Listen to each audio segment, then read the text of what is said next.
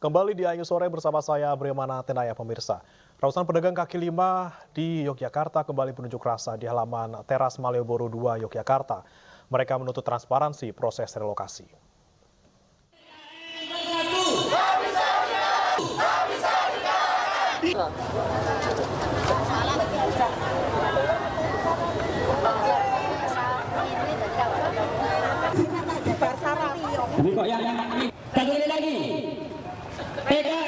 Dalam aksi ini, para pedagang kaki lima membantah pernyataan Gubernur DIY Sri Sultan Hamengkubuwono X bahwa pedagang telah menandatangani kontrak perjanjian individual terkait hanya 2 tahun di teras Malioboro 2. Menurut para pedagang, relokasi juga harus yang mensejahterakan para PKL.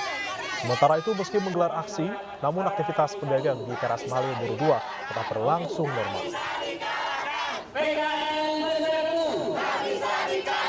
Kita dari awal sama, dari awal sampai akhir, yaitu relokasi yang partisipatif, transparan, dan relokasi yang mensejahterakan. Kita tidak pernah sama sekali dilibatkan dalam hal proses relokasi. Yang dilibatkan adalah orang-orang tertentu, bukan dari kami. Merasa yang menjadi pedagang kaki dua ini belum pernah menandatangani kontraktual atau surat perjanjian antara pihak pertama pemerintah, pihak kedua pedagang. Belum pernah sama sekali. Yang pernah kami alami, yang pernah dilakukan oleh pemerintah, pengampu TM2, pengelola TM2 yaitu UPT Cagar Budaya, yaitu validasi data. Informasi lainnya pemirsa, MNC Peduli mendukung lansia tetap produktif dan mandiri dengan memberikan bantuan ke Panti Werda Hajah Andi Hasmah Nur di Sunter, Jakarta Utara. Bantuan ini diberikan sebagai bentuk kepedulian MNC Peduli terhadap para lanjut usia.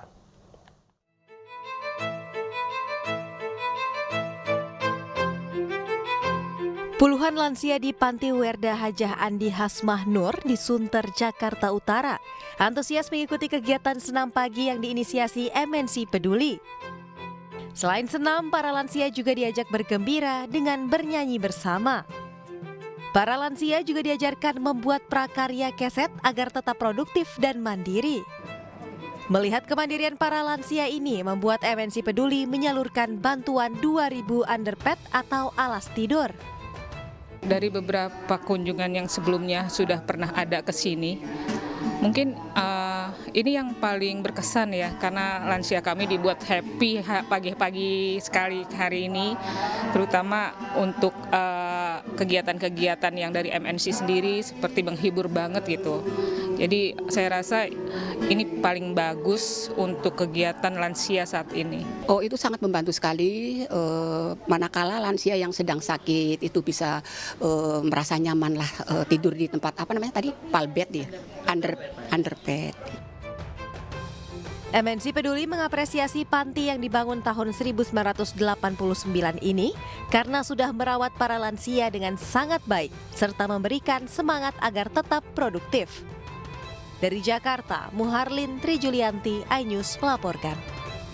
Keluarga terpidana kasus Vina didampingi tim kuasa hukum melaporkan Ibtu Rudiana ke Barreskrim Polri pelaporan terkait dugaan penganiayaan yang dialami terpidana pada 2016 silam.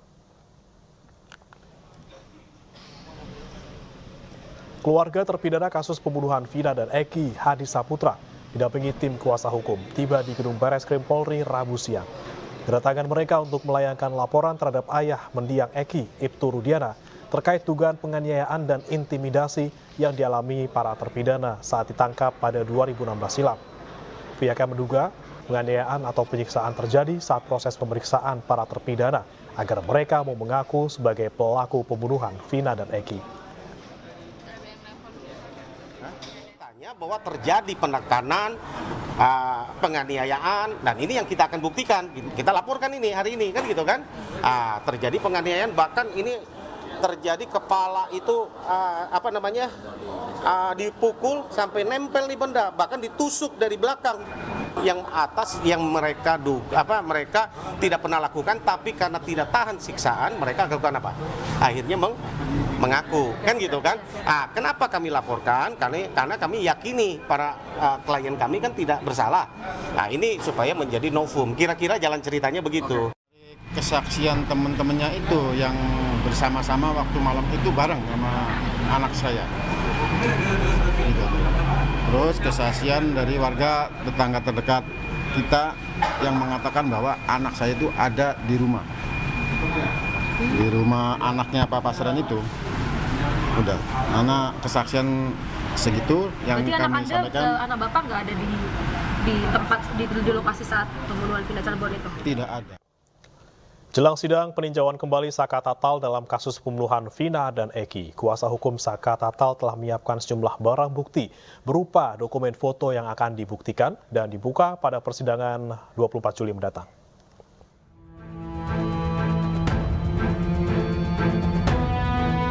Kuasa hukum Saka Tatal menyiapkan sejumlah dokumen atau novum baru yang akan dibuktikan pada saat persidangan peninjauan kembali di Pengadilan Negeri Kota Cirebon, Jawa Barat. Hal ini diungkapkan kuasa hukum Saka Tatal Titin Priyalianti bahwa pada saat sidang peninjauan kembali nanti pihak Saka Tatal akan membawa barang bukti sejumlah dokumen foto yang belum pernah dibuktikan pada sidang di 2017 lalu. Kuasa hukum Saka Tatal meyakini barang bukti berupa dokumen sejumlah foto menjadi novum baru, bahkan otentik. Foto itu baru saya dapatkan setelah film Vina viral. Jadi ini salah satu novum, Bu, ya? Salah satu novum, karena dulu hanya keterangan lisan, tapi tidak dibuktikan dalam visual. Itu mungkin yang menyebabkan majelis hakim tetap memvonis ketujuh terpidana itu dengan hukuman seumur hidup. Gitu.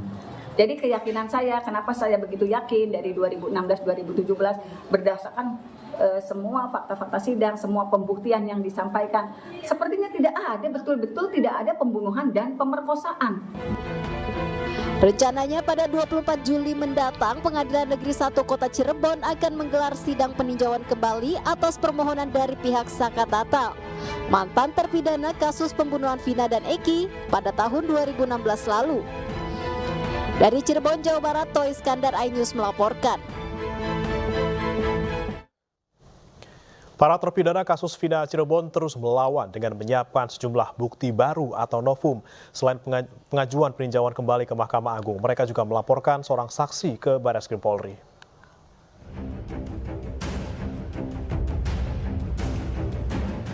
Enam dari 7 terpidana kasus pembunuhan Vina dan Eki berencana mengajukan peninjauan kembali ke Mahkamah Agung. Mereka menyiapkan bukti baru atau novum yang menunjukkan para terpidana tidak bersalah dalam kasus ini. Selain itu, rencananya kuasa hukum para terpidana akan kembali melaporkan seorang saksi ke Barreskrim Polri. Memang hari ini kami dijadwalkan untuk bertemu dengan para terpidana, ya melakukan kunjungan. Ada beberapa hal yang kami ingin konfirmasi langsung dengan para terpidana, ya, hal-hal informasi dalam rangka pengumpulan bukti, ya, novum untuk rancangan memori PK kami, ya kan. Jadi terkait juga ada langkah-langkah hukum yang akan kami lakukan, ya kan. Terutama besok rencana memang kami akan kembali ke Barreskrim, gitu, kira-kira untuk melakukan langkah hukum lanjutan, ya, terhadap melaporkan seseorang lah, ya, melaporkan seseorang yang terkait dengan peristiwa 2016 yang lalu, ya. Klien kami sudah memberikan kuasa kepada kami untuk melaporkan ini, untuk kita buktikan, kita uji bahwa apakah keterangan mereka tahun 2016 yang membuat mereka sekarang menjadi terpidana seumur hidup itu benar apa tidak, gitu. Itu kira-kira begitu, Mas. Dalam kasus Vina Cirebon, hakim menjatuhkan vonis penjara seumur hidup kepada 7 terpidana, yaitu Jaya, Supriyanto, Eka Sandi, Hadi Saputro, Eko Ramadhani, Sudirman, dan Rivaldi Aditya Wardana. Sementara 1 terpidana lainnya, Saka Tatal, divonis 8 tahun penjara karena masih di bawah umur. Tim Liputan iNews melaporkan. Menurut Ketua Umum Peradi Oto Hasibuan, banyak kejanggalan dari barang bukti yang diungkap penyidik dalam kasus kematian Vina dan Eki. Kita simak selengkapnya kutipan dialog dalam program Rakyat Bersuara bersama Aiman Wicaksono berikut ini. Satu contoh ya, yang bisa dilihat kejanggalan lah. Saya tidak menuduh polisi berbuat macam-macam, tapi kejanggalan. Di dalam berita acara penyitaan, yang disita dari, kalau saya tidak keliru, dari Sudirman, itu katanya ada 3 buah batu.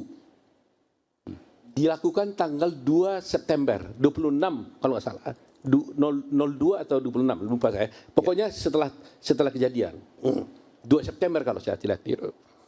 3 batu. Coba bayangkan. Batu ini katanya kan dipakai mukul orang, melempar atau melakukan pembunuhan. Oke? Ya. Lantas tiba-tiba berapa hari kemudian batu itu disita dari Sudirman. Sehingga pertanyaan saya, apakah mungkin Sudirman setelah memakai batu ini mukul, menyimpan, lantas diambil lagi, dipungut lagi batu ini, disimpan lagi ke rumahnya, baru disita? Impossible. Nggak mungkin batu ini bisa kembali kepada dia. Disita dari dia. Ya. Satu. Kedua, ada juga di situ saya lihat, disita adalah botol minuman tempat mereka minum miras lah seperti itu ya. Ya kan? Jadi pertanyaan saya, katanya mereka ke warung Ning minum-minum miras, lakukan pembunuhan. Lantas berapa hari kemudian ditemukan disita dari Sudirman itu adalah botol aqua bekas minuman. Pertanyaan saya, setelah mereka minum-minum, apa botol aquanya dibawa-bawa ke sana? Kemudian setelah membunuh, botol aquanya dibawa pulang ke rumah lagi. Lantas disita dari dia. Tidak dikasih keterangan dari mana botol itu ditemukan? Dari Sudirman, disita dari dia. Oh, artinya disimpan begitu? Iya, jadi nggak mungkin kan? Oh, iya. Padahal itu dipakai untuk minum. Bagaimana bisa disita dari dia? Botol itu. Ini barang bukti kan gitu. Nah satu lagi ya. Saya belum baca semua, saya harus jujur ya. Tapi ada di dalam berita acara yang saya lihat, ada berita acara yang tidak didampingi oleh pengacara. Ya. Walaupun kemudian di lembaran kedua ada berita tambahan didampingi pengacara. Kalau ternyata kalau ternyata ada berita acara tersangka di sana yang sama sekali tidak didampingi oleh pengacara, meskipun dia didampingi di pengadilan, maka berdasarkan beberapa putusan Mahkamah Agung jurisprudensi, maka terpidana tersebut harus dinyatakan bebas. Sementara dalam program Rakyat Bersuara Anyus, Oto juga membeberkan beberapa bukti yang ia miliki. Oto menyebutkan secara eksklusif bahwa bukti yang ia punya bisa menyangkal bahwa Eki dan Vina tewas akibat dianiaya ketujuh terpidana.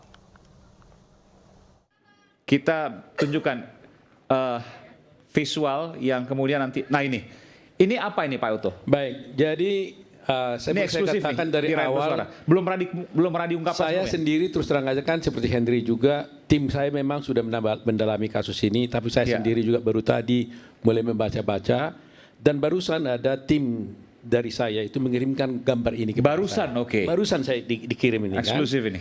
Nah, gambar ini menurut ceritanya adalah ini adalah satu baut yang ada di jembatan yang terdapat di ini di PJU ya, PJU ini. Penerangan jalan umum.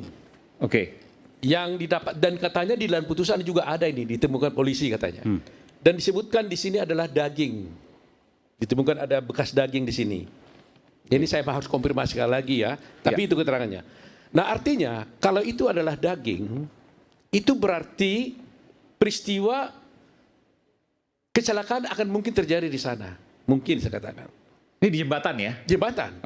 Kalau mayat itu dibawa dari tempat pembunuhan, diletakkan di jembatan, maka tidak akan mungkin ada barang ini. Ya kan? Kalau mayat dibawa dari tempat lain, diletakkan di jembatan, otomatis nggak ada barang ini. Nah, tapi penyidik pada waktu itu katanya, menemukan ini. Nah, kenapa nggak dieksplor ini? Dari mana? Daging siapa ini? Sebenarnya kan pada waktu itu kan bisa dites ini. Daging ini DNA siapa ini? Tes DNA, betul. Dan kemudian kenapa ada daging ini? Nah, dan itu katanya ada dalam putusan juga gitu. Saya perlu lihat gitu loh. Jadi inilah salah satu membuat kita menjadi lebih ingin mendalami ya Iya, perkara sebentar. Ini menarik. Jadi begini, kan awalnya lakukan katakanlah penganiayaan di jembatan pertama, oke? Jembatan ini. Bukan. Mohon maaf. Mereka lewat dari jembatan mereka dulu, lewat, lalu baru kemudian dianiaya di tempat di belakang showroom. Di belakang kemudian showroom setelah itu dianiaya. mayatnya dibawa ke jembatan untuk diletakkan supaya katanya seakan-akan itu mayat kecelakaan. Oke. Jadi tidak ada penganiayaan sama sekali di jembatan. Tidak ada. Tapi kemudian Tidak ada baut ini di PJU ini. Dan ditemukan tidak ada daging di sini. Nah itu berarti kemungkinannya terjadinya itu adalah mungkin mereka jatuh di sana atau ada kemungkinan berkelahi di sana atau tidak tahu. Kecelakaan tunggal maksudnya? Kecelakaan tunggal. Oke. Karena ada mayat ada di sini. Dan ini ditemukan oleh polisi katanya.